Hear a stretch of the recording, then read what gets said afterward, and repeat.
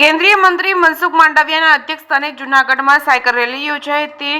કેન્દ્રીય મંત્રી મનસુખ માંડવિયાના વડપણ હેઠળ જૂનાગઢમાં સાયકલ રેલીનું આયોજન કરવામાં આવ્યું છે। રાજ્યમાં અત્યારે મેદસ્વીતામાંથી મુક્ત કરવા માટેની વિશેષ ઝુંબેશ ચાલી રહ્યું છે, જે અંતર્ગત સરકારી કચેરીઓ, વિભાગો, અધિકારીગણ, કર્મચારીગણ સહિત અબાલ વૃદ્ધ તમામ નાગરિકો અને તેઓના સ્વાસ્થ્ય પ્રત્યે જાગૃત બને, સ્વચ્છ ગુજરાત, સમૃદ્ધ ગુજરાતનું સપનું સાકાર કરે તે માટે અનેકવિધ પ્રયત્નો કરવામાં આવી રહ્યા છે। સન્ડે ઓન સાયકલમાં આ કાર્યક્રમ થકી નાગરિકો સાયકલ ચલાવવા પ્રત્યે પ્રોત્સાહન દાખવે તેવા ઉમદા હેતુ રહેલો છે। જૂનાગઢમાં ગિરનાર દરવાજાથી ભવનાથ તળેટી દામોદર કુંડ સુધી સાયકલ રેલીમાં કેન્દ્રીય મંત્રી સાથે અનેક લોકો જોડાયા છે।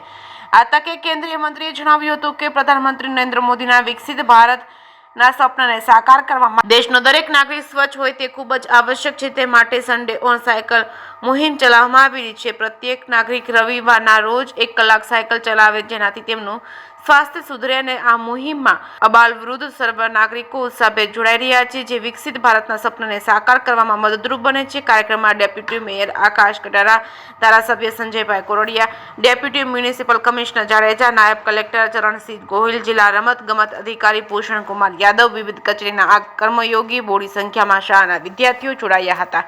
જે કેસની ગુજરાતી સાથે રાજુ પંડ્યા, કેશોદ।